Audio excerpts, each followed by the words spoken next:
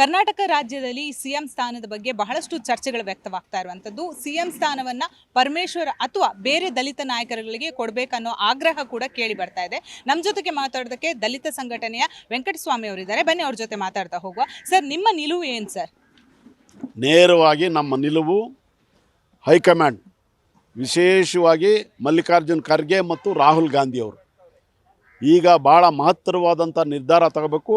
ಅವರು ದಲಿತ ಪರ ಇದ್ದಾರೋ ದಲಿತ ವಿರೋಧಿಯಾಗಿದ್ದಾರೋ ಅನ್ನೋದನ್ನು ಸ್ಪಷ್ಟಪಡಿಸಬೇಕು. ರಾಹುಲ್ ಗಾಂಧಿ ಅವ್ರನ್ನ ಒತ್ತಾಯ ಮಾಡ್ತಾಯಿದ್ವಿ.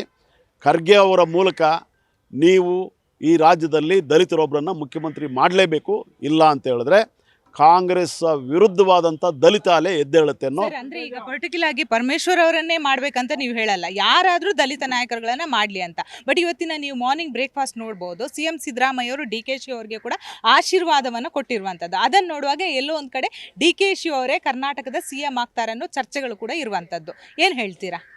ನೋಡಿ, DK ಶಿವಕುಮಾರ್ ಅವರು ಪರಮೇಶ್ವರ್ ಆಗಲಿ, KH ಮುನಿಯಪ್ಪ ಅವರಾಗಲಿ ಅಥವಾ ಜಾರಕಿಹೊಳಿ ಅವರಿಗೆ ಕಂಪೇರ್ ಮಾಡಿದಾಗ ಭಾಳ ಜೂನಿಯರ್ ಅವರು. ಅವ್ರಿಗೆ ಇನ್ನೂ ಕಾಲಾವಕಾಶ ಇದೆ. 2028ಕ್ಕೆ ಅವರೇ ಪ್ರಪೋಸ್ ಮಾಡಲಿ. 2028 ಎಲೆಕ್ಷನ್ನಲ್ಲಿ ನಾವು ಗೆಲ್ತೀವಿ, ನಾನೇ ಮುಖ್ಯಮಂತ್ರಿ ಆಗ್ತೀನಿ ಅಂತ ಹೇಳ್ಬಿಟ್ಟು ಹೇಳ್ಕೊಳ್ಳಿ.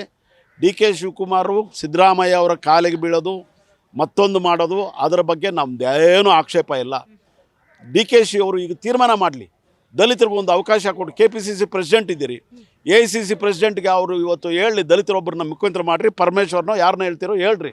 ಅದಕ್ಕೆ ನಾವು ಹೈಕಮಾಂಡ್ಗೆ ಒತ್ತಾಯ ಮಾಡ್ತಾ ಇರ್ತಕ್ಕಂಥದ್ದು, ನೀವೇನಾದರೂ ಈ ಸಲ ಈ ಅವಕಾಶವನ್ನು ತಪ್ಪಿಸಿ ದಲಿತರಿಗೆ ಮುಖ್ಯಮಂತ್ರಿ ಮಾಡಲಿಲ್ಲ ಅಂತ ಹೇಳಿದ್ರೆ ಇಡೀ ರಾಜ್ಯದ ದಲಿತ ಜನಾಂಗ ಕಾಂಗ್ರೆಸ್ ವಿರುದ್ಧ ದಂಗೆ ಹೇಳುತ್ತೆ ಮತ್ತು ಮುಂದಿನ ದಿನಗಳಲ್ಲಿ ಕಾಂಗ್ರೆಸ್ ಮುಕ್ತ ಕರ್ನಾಟಕವನ್ನು ಮಾಡಬೇಕಾಗುತ್ತೆ ಅನ್ನೋ ಎಚ್ಚರಿಕೆಯನ್ನು ಕೊಡ್ತಾರೆ. ಈಗ ನೀವು ದಲಿತ ನಾಯಕರುಗಳು ಆಗಿರ್ಬೋದು, ದಲಿತರು ಎಷ್ಟು ಜನ ಇದ್ದೀರಾ ಕರ್ನಾಟಕದಲ್ಲಿ? ಇದು ಅಲ್ಲೋಲ ಕಲ್ಲೋಲ ಆಗುವ ಪರಿಸ್ಥಿತಿ ನಿರ್ಮಾಣ ಆಗಬಹುದಾ? ಯಾಕಂದ್ರೆ ಇನ್ನೇನು ಕೊಂಚ ದಿನ ಇರುವಂಥದ್ದು ಈ ಸರ್ಕಾರದಲ್ಲಿ.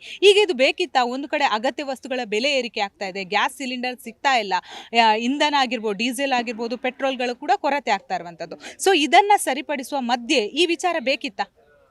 ದಲಿತರೊಬ್ಬರನ್ನ ಮುಖ್ಯಮಂತ್ರಿ ಮಾಡಿರಿ, ಅವೆಲ್ಲ ಇಶ್ಯೂಗಳೇನು ಸಮಸ್ಯೆ ಪರಿಹಾರ ಮಾಡದೇ ಇರತಕ್ಕಂಥದ್ದು ಏನಲ್ಲ. ಅದು ದಲಿತರಿಗೆ ಎಲ್ಲ ರೀತಿಯ ಸಾಮರ್ಥ್ಯ ಇದ್ದರೂ ಕೂಡ ದಲಿತರನ್ನು ಮುಖ್ಯಮಂತ್ರಿ ಮಾಡದೆ ಕಾಂಗ್ರೆಸ್ ಪಕ್ಷ ಈ ಎಲ್ಲ ಅತಂತ್ರ ಸ್ಥಿತಿಗೆ ತಳ್ತಾ ಇರ್ತಕ್ಕಂಥದ್ದೇ ಇದಕ್ಕೆಲ್ಲ ಮೂಲ.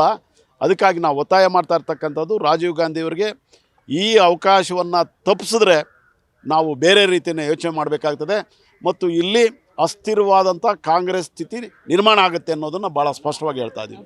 ಇದಾಗಿತ್ತು ಇವರ ಮಾತು. ಅಂದರೆ ದಲಿತ ನಾಯಕರನ್ನು ಯಾರಾದರೂ ಓಕೆ, ಒಬ್ಬರನ್ನ CM ಸ್ಥಾನಕ್ಕೆ ಏರಿಸಬೇಕು ಅನ್ನೋದು ಇವರ ಆಗ್ರಹವಾಗಿದೆ. ಬೆಂಗಳೂರಿಂದ ಕ್ಯಾಮ್ರಾ ಪರ್ಸನ್ ಯಶಸ್ ಜೊತೆ ಭವ್ಯ ಸುನಿಲ್, ಜಿ ಕನ್ನಡ ನ್ಯೂಸ್.